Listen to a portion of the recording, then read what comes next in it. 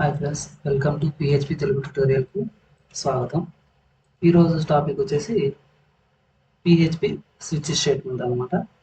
అసలు ఇది ఏమి అనేది నేను చెప్తాను.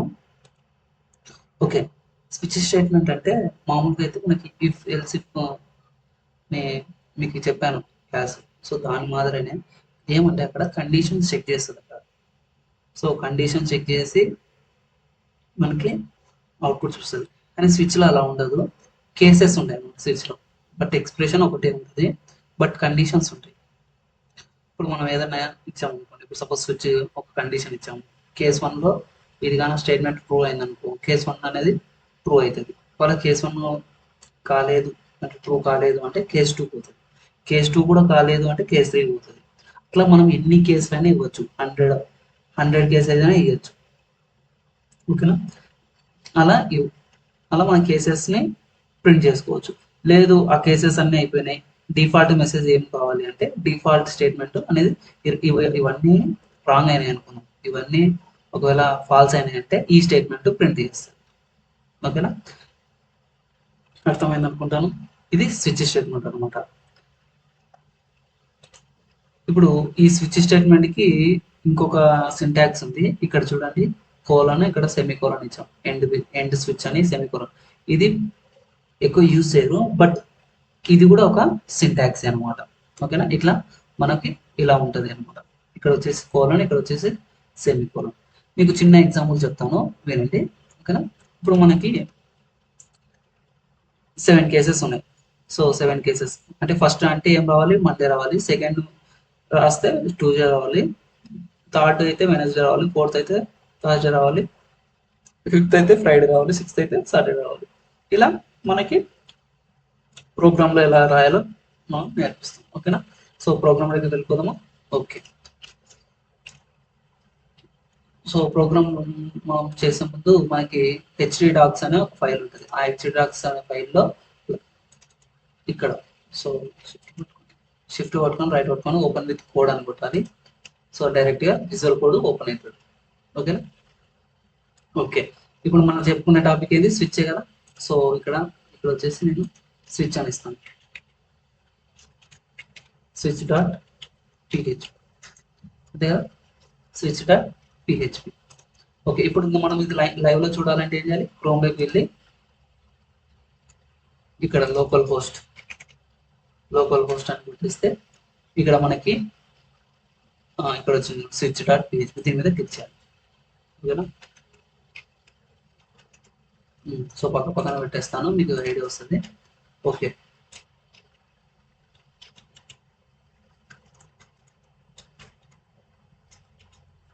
ఓకే. ఇప్పుడు నేను ఒక వేరియబుల్ తీసుకుంటున్నాను. ఇక్కడ వేరియబుల్ ఏంటి, వీక్ డే. ఓకేనా? వీక్ డే అని ఒక వేరియబుల్ తీసుకుంటున్నాను. సో నేను సపోజ్ ఒక 3 ఇస్తాను. సో వీక్ డే అని 3 ఇస్తాను. ఇప్పుడు మనం స్విచ్ కేసెస్ యూస్ చేయాలి. స్విచ్ అనే స్టేట్మెంట్ యూస్ చేయాలి. ఎలా చేయాలంటే స్విచ్ అని ఇచ్చేసి ఇక్కడ ఈ స్విచ్లో వేరియబుల్ ఇవ్వాలి. వేరియబుల్ ఏమి ఇచ్చాను, సో వీక్ డే కదా. సో వీక్ డే ఇచ్చినాక ఇప్పుడు ఏం చేయాలంటే ఓపెన్ చేసి first case 1. So case 1 colon, case 1 అయితే ఏం చేయాలి, కేస్ 1 అయితే ఏం ప్రింట్ చేయాలి, ఎకో టుడే ఈజ్ మండే. ఓకేనా? టుడే ఈజ్ మండే అది ప్రింట్ కావాలి.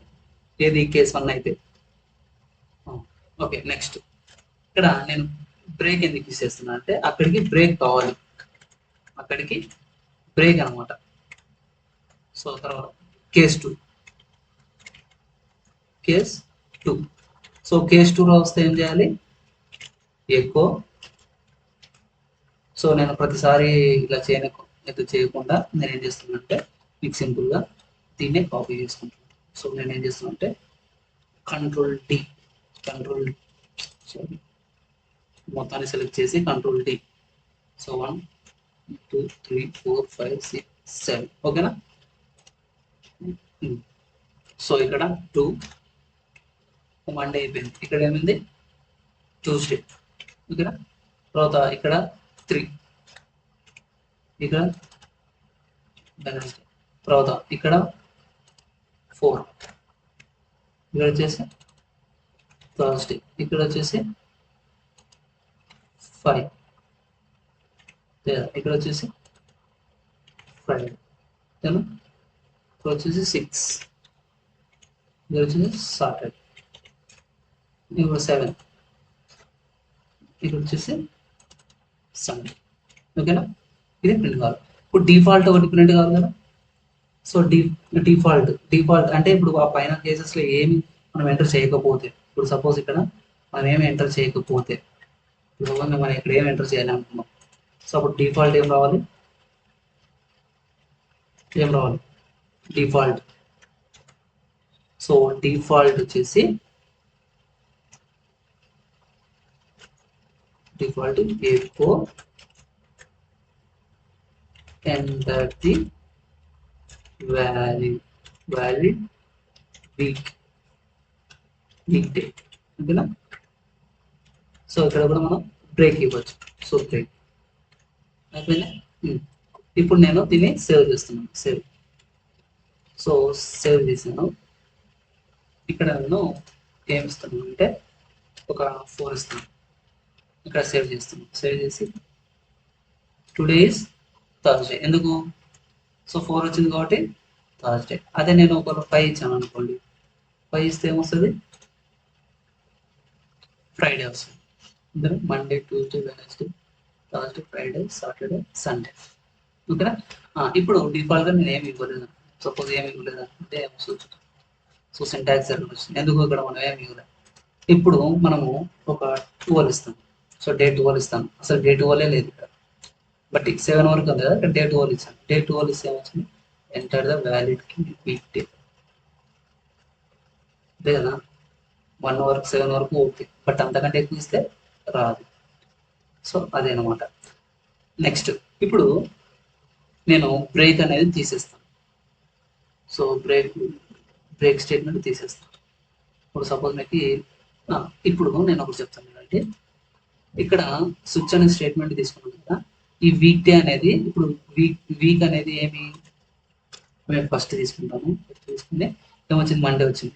అంటే ఈ వేరియబుల్ అనేది ఈ 1కి మ్యాచ్ అయింది అనమాట. 1కి మ్యాచ్ అయింది కాబట్టి 2 days మండే వచ్చింది. అదే ఒకవేళ ఇక్కడ ఇప్పుడు నేను ఒక 5 ఇచ్చాను, 5 ఇస్తే ఏమొచ్చింది, ఫ్రైడే వచ్చింది. అంటే ఫస్ట్ కేసు చెక్ చేస్తుంది, ఇది కరెక్టా కాదని తర్వాత సెకండ్ కేసు చెక్ చేస్తుంది, తర్వాత థర్డ్ చెక్ చేస్తుంది, తర్వాత 4th చేస్తుంది, తర్వాత 5th చేస్తుంది. 5th కరెక్ట్ ఉంది కదా. సో వీక్ డే అనేది 5th కదా. సో కరెక్ట్ ఉంది కాబట్టి టుడే ఇస్ ఫ్రైడే. బ్రేక్ అనేది ఏమంటే అక్కడికి బ్రేక్ చేస్తాం. ఇప్పుడు సపోజ్ నేను బ్రేక్ అనేది తీసేస్తాను. సో ఆల్ట్ పట్టుకొని మనం మల్టిపుల్ కర్సర్ తీసుకోవచ్చు. ఆల్ట్ పట్టుకొని సో నేను ఇవన్నీ తీసేస్తాను.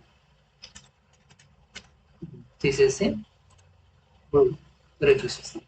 ఏమొచ్చింది, టుడే సాటర్డే. సో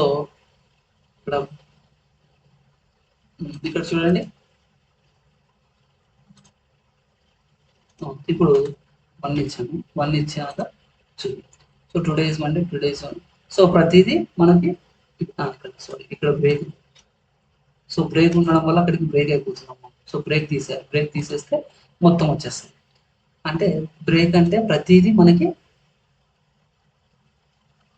అంటే ఆ కేసు వరకు ఆ కేసు బ్రేక్ అయిపోతుంది. బ్రేక్ తీసేసాం అనుకోండి, అన్ని కేసులు రన్ అవుతాయి. అర్థమైంది కదా. సో బ్రేక్ అనేది ఎందుకు పెట్టామని. సో నేను బ్రేక్ పెట్టాను. బ్రేక్ పెట్టి ఇప్పుడు 2 days ఫ్రైడే. ఇప్పుడు ఇక్కడ 5th కేసులో 2 days ఫ్రైడే ఓకే. బట్ ఇంకొక ఎకో కూడా మనం ప్రింట్ చేసుకోవచ్చు. ఏముంది కదా అంటే how is the day, how is the day, how is the day, అంతే కదా. How is the day, how is the day. So ఇప్పుడు చూడండి. So 2 days Friday, how is the day. So ఇక్కడ నేను బ్రేక్ ట్యాగ్ ఇస్తాను. So break tag తెలుసు కదా HTML లో. సో బ్రేక్ ట్యాగ్, ఓకేనా. అలా మనం నేనే ప్రింట్ చేసుకోవచ్చు. ఇప్పుడు సపోజ్ నేను ఏం చేస్తానంటే ఈ 3 కేసులు ఒకటే అనమాట. అంటే ఇప్పుడు కేస్ 1, కేస్ 2, కేస్ 3 అంటే మండేనే రావాలి. అప్పుడు ఏం చేయాలంటే ఈ 3 కేసెస్ తీసేస్తాం. తీసేసి ఇక్కడ కేస్ 2 కోలన్ కేస్ 3 కోలన్ ఈ 3 కేసులు రన్ అయితే టుడే మండే రావాలి, మిగతావన్నీ రాకూడదు. ఓకేనా, చూద్దాం. ఇప్పుడు ఇక్కడ 2 ఇస్తాను. 2 ఇస్తే ఏమొస్తుంది? Today's Monday. ఎందుకు? ఈ 1 కేసు, 2 కేసు, 3 కేసు మొత్తము టుడే మండేనే, మిగతావి సపరేట్ అనమాట. ఇప్పుడు 4 ఇస్తే ఏమొస్తుంది చూద్దాం. 4 ఇస్తే ఏమొస్తుంది? 2 days 2 అలా. సో ఇట్లా మనం ఎన్నైనా రన్ చేసుకోవచ్చు. ఒకే కేసుని ఇట్లా రన్ చేసుకోవచ్చు, లేదా డిఫరెంట్ కేసులు కూడా మనం చెక్ చేసుకోవచ్చు. ఇప్పుడు మీకు ఒక ప్రాక్టికల్ వేలో చూపిస్తాను, ఒకసారి చూడండి. నేను ఏం చేస్తున్నానంటే ఈ కేసెస్ అన్ని డిలీట్ చేస్తాను. సో డిలీట్ చేస్తాను. డిలీట్ చేసి ఒక ప్రాక్టికల్ వేలో చూస్తాను. ఇప్పుడు నేను ఏజ్ తీసుకుంటాను. ఏజ్ అనే వేరియబుల్ తీసుకుంటాను. ఇక్కడ నేను 18 ఇస్తున్నాను. 18 ఇస్తున్నాను కదా. ఇప్పుడు స్విచ్ అనే కేసు తీసుకోవాలి. ఇప్పుడు నేను ఏం చేస్తున్నాను అంటే కంపారిజన్ చేస్తున్నాను అనమాట. అంటే ఇక్కడ నుంచి ఇక్కడ వరకు మాత్రమే ఎలిజిబుల్, లేదంటే ఎలిజిబుల్ కాదు. నేను కంపారిజన్ చేస్తున్నాను. ఆ కంపారిజన్ ఎలా అనేది చూపిస్తాను. చూడండి, స్విచ్ అనే స్టేట్మెంట్ తీసుకుంటాను. ఈ స్విచ్ అనే స్టేట్మెంట్ లో ట్రూ తీసుకుంటున్నాను. ట్రూ ఎందుకు తీసుకున్నాను అంటే ఇప్పుడు నేను ఇచ్చే కండిషన్ ట్రూ అయితేనే ప్రింట్ చూపించాలి. సో ఫస్ట్ నేను ఏం చేస్తున్నాను, కేస్ తీసుకుంటాను. సో ఫస్ట్ కేసు ఏంటంటే age. So age greater than equals to 15 కంటే ఎక్కువ ఉండాలి. ఇక్కడ లాజికల్ అండ్ యూజ్ చేస్తాం. అండ్ సో మళ్ళీ age less than or equals to 18. So ఇక్కడ మీకు ఐడియా ఉంది కదా ఈ కేసు అనేది. సో ఇక్కడ లాజికల్ అండ్ లేదు అంటే ఇది కూడా ఇచ్చుకోవచ్చు. సో ఇలా కూడా చేసుకోవచ్చు. ఓకేనా. ఇప్పుడు ఎక్కువ ప్రింట్ ఏమి ఇవ్వాలంటే యూఆర్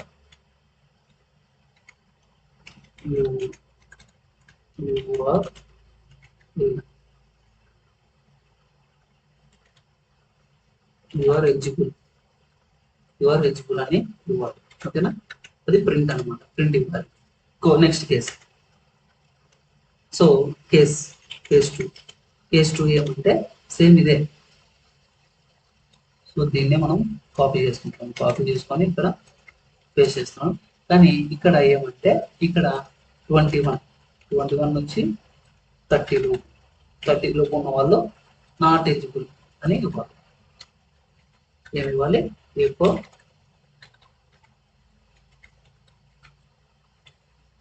యు ఆర్ నాట్